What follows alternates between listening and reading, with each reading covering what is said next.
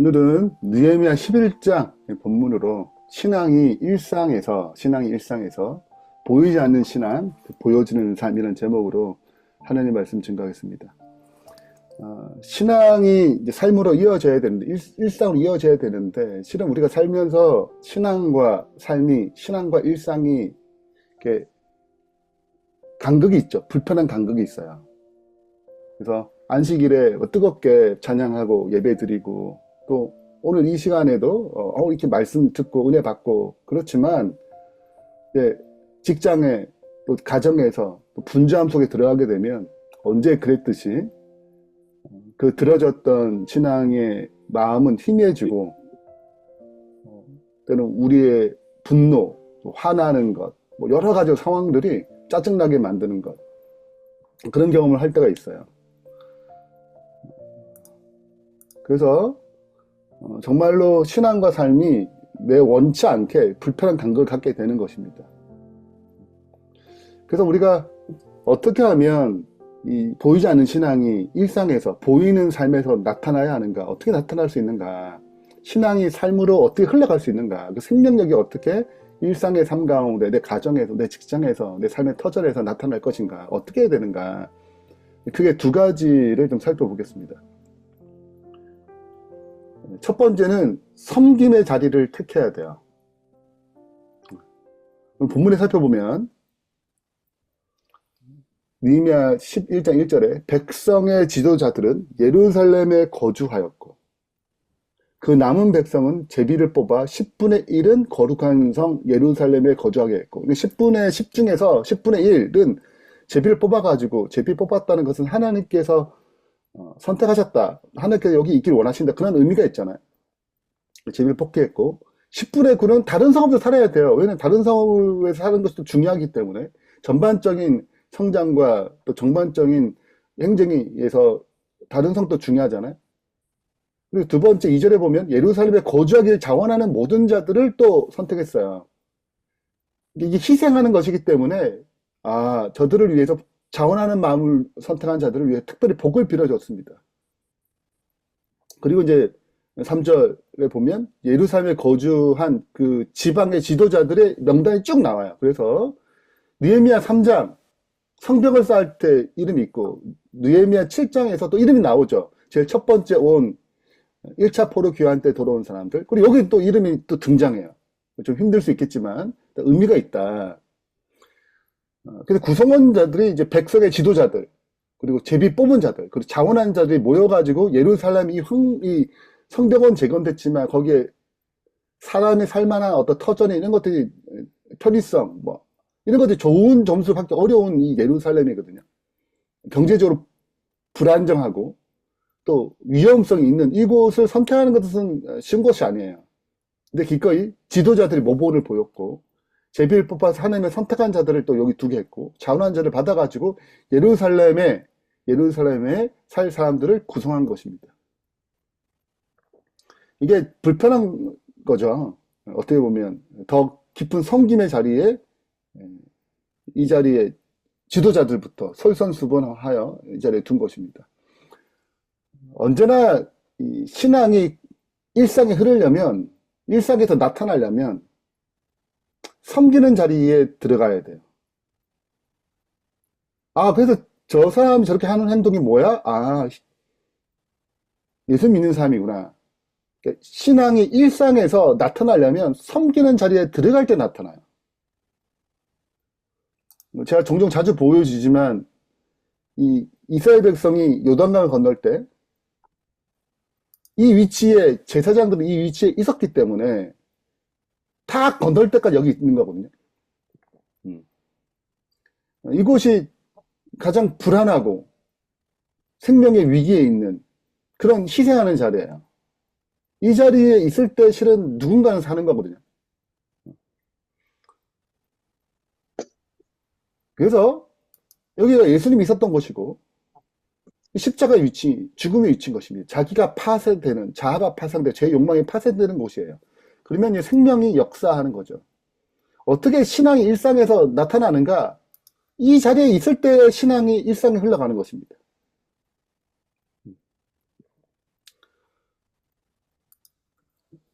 마가복음 10장 45절에 예수님께서 말씀하세요. 그분이 오신 이유가 뭐냐? 섬김을 받으라는 것이 아니고 도리어 섬기려 하고 자기 목숨을 많은 사람의 대성물로 주려 했기 때문에 우리가 여기 있는 것입니다. 생명이 있는 거예요. 그래서 이 곳이, 이 자리가, 이 십자가의 자리가, 섬김의 자리가 성경에 말하는 가장 위대한 자리고 성경에 말하는 생명이 흐르게 하는 자리입니다. 세상의 위대함은 높은 위치, 높은 자리, 돈을 많이 버는 곳, 뭐 기업의 뭐 대기업의 총수 뭐 이렇게 되는 것지를 몰라요. 근데 성경이 말하는 위대함은 십자가의 자리에 있을 때 위대함이 나타나는 거죠. 그래서 그리스도 생애는 모든 인류에게 위대함의 참된 의미를 보여준다. 그분은 섬김을 통해 높아졌고 자기 희생을 통해 왕이 되셨다. 이게 하나님 나라의 원칙입니다. 신앙의 원칙이라는 거죠. 진정한 위대함은 다른 사람을 섬기는 데서 발견된다. 하나님을 위해 자신을 낮추고 이웃을 위해 헌신하는 자가 하늘의 눈에는 가장 큰 자로 여겨지는 것이다. 이것이 신앙이 일상에 흐르는 원리인 것입니다. 내가 섬김의 자리, 희생의 자리에 있을 때 하나님의 나라의 위대함이 나타나고 신앙의 일상에 흐르게 되는 거죠. 그래서 사랑으로 섬기는 모든 행동, 말과 행동은 하나님 나라의 위대함을 세상에 보여주는 것입니다. 그래서 보이지 않는 신앙이 보여지는 삶으로, 일상으로 흘러가는 거죠. 내가 희생의 자리를 선택했다. 오늘 섬김의 자리를 선택했다. 그것도 짜증나는 마음이 아니라 사랑의 마음으로 그 자리를 선택하게 되면 거기에 신앙이 일상에 흘러가는 거죠. 생명이 나타나는 것입니다. 하늘의 위대함이 세상에 보여주는 거죠. 그래서 일상과 신앙이 간극이, 불편한 간극이 사라지는 것입니다. 두 번째는 주어진 역할, 각자의 주어진 역할이 있잖아요. 크든 작든 주어진 역할에 성실을 다하는 것입니다. 오늘 본문에 보면 쭉 명단이 나오면서 얘기를 해요. 또 레위 사람의 족장 삽부대와 요사밭이니 그들은 하나님의 전 바깥 일을 맡았고 손문지기도 있어요. 네. 모두 172명이 이 손문지기를 했습니다. 또 나머지는 10분의 9도 있잖아요. 이들은 또 이스라엘 백성과 제사장과 레위 사람들은 또 각자 성읍에 또 흩어져가지고 기업에 살아요. 근데 여기에 제사장과 레위 사람들도 성전에 있는 게 아니고 성전에 있는 사람들 있고 백성 가운데 같이 흩어져서 살아야 되는 거야. 그래서 이게 모든 역할이 되게 중요하죠. 영적 지도자를 중요하고 또 행정 담당자, 경제 활동가, 방위 뭐 담당자.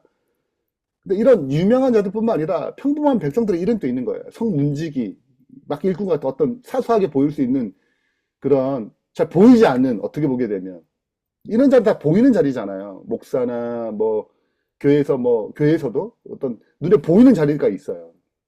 눈에 띄는 자리야. 근데 어떤 자리는 눈에 띄지도 않아요. 잘 사소하게 보여서. 근데 하나님의 계획 안에 이 모든 역할 다 중요하다. 하나님 안에서 귀하게 쓰임받는 자리다. 라는 것입니다. 특별히 이제 11장 20절에 주목을 할 필요가 있는데 제사장과 레위인들이 성전에 있는 자들도 있지만 흩어져 살아야 되는 분들도 있어요. 왜 그래야 될까? 왜 이들이 흩어져야 될까? 성전의 한정된 공간을 넘어서 왜 백성도 함께 있어야 되는가? 하나님의 말씀을 선포하는 자들이 레위인과 제사장들이잖아요. 이들이 성전에서 벗어나서 그들의 백성의 삶의 터전에서 끊임없이 말씀과 하나님의 마땅히 지켜야 될 진리를 선포함으로 그들이 일상에서 섬김, 일상에서 희생하는 것, 일상에서 주어진 책임을 다하도록 뭐 하는 거예요? 이끌어주고 도와주는 역할로서 그 영적 지도자 거기 있는 것입니다. 그러니까 이들은 성전의 한 군데 공간을 뛰어넘는 거죠. 그 모든 영역으로 나가는 거죠. 그렇지 아니하면 일상에서 그들의 주어진 일상에서 섬김과 주어진 책임을 다 감당하지 못하기 때문에요. 즉 인간의 힘이 아닌 주님의 힘으로, 주님의 공급하는 힘으로 살도록 도와주는 것입니다. 제일 처음에도 이 부분을 말씀드렸는데 영적 리더십은 사람들을 움직여서 하나님 일을 하게 되는데 그 일을 하려면 핵심이 하나님과 관계에서 잘하도록 도와주는 거예요. 그들은 십자가지 굉장히 뜨거웠어요. 뜨거운 예배를 드렸고, 내가 뜨거운 결심을 했어요. 이렇게 살겠다. 근데 여러분, 살겠다 결심해서 다 사는 건 아니잖아요. 아마 오늘 이 말씀 듣고, 내가 이렇게 살아야지. 하지만 실은 내 삶의 현장에서 이것을 성취하는데, 그걸 이루어가는데 쉽지 않아요. 여러분, 희생하는 자리가 에너지가 굉장히 많이 들어요. 책임을 다하는 거 말이 쉽지, 실은 에너지가 많이 드는 거예요. 설렁설렁 하고 싶고, 대충 하고 싶고, 어떤 마음에. 그리고 섬기는 자리가 싫어하거든요. 우리의 본성과 다르기 때문에. 그래서 공급받아야 되는 것입니다. 주님의 관계에서. 그래서 부흥이라는 것이 어떤 그런 특별한 사건, 십자가까지 굉장히 특별한 사건이에요. 엄청난 헌신이죠. 뭐 지도 다 나와가지고 인치고 서약하고 뜨겁게 하나님께 찬양하고 놀라운 역사가 일어났거든요. 근데 이제 이게 발현되려면 일상에서, 이건 일상이잖아. 11장. 일상에서 발현돼야 되잖아요. 구체적인 헌신으로. 결론을 맺으면서 우리는 일상에 경험해왔지만 실패할 때 참 많습니다.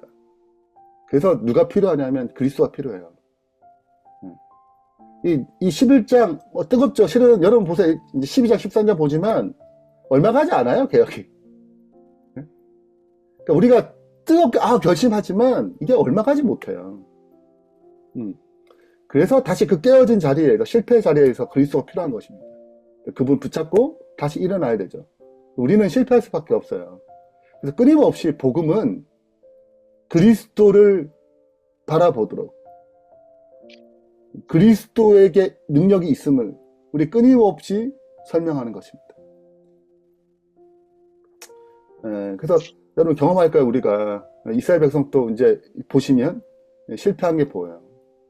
우리도 우리 삶 가운데 직장에서, 가정에서 실패할 때가 있어요. 거짓말을 하거나, 또 고객을 속이거나, 또 가정에서 짜증내거나, 또 마땅히 온유한 모습을 나타내지 불구하고 그렇지 못할 경우 좌절감, 죄책감을 찾아올 때가 있습니다. 이것은 우리의 율법주의로 이끄는 게 아니고 복음의 능력을 발견해야 되죠. 복음은 오직 그리스도께 있습니다. 우리의 소망은 우리의 완벽한 일상과 신앙의 실천에 있지 않아요. 그리스도께 있어요. 그분을 바라봄으로 변화되는 것입니다. 바라봄으로. 내 완벽한 일상을 바라보는 게 아니고 그 실천을 바라보는 게 아니라 그리스도를 바라볼 때 변화가 일어나요. 오늘 그런 능력을 체험하는 주의 백성 되길 바라면서 말씀 마치겠습니다.